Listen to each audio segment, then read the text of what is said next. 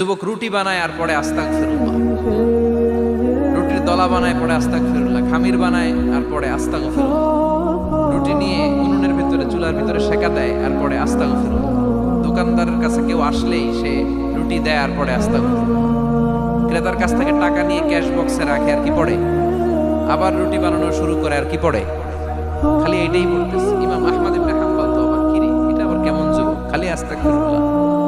উনি প্রশ্ন করলেন, যুবক ঘটনা কি?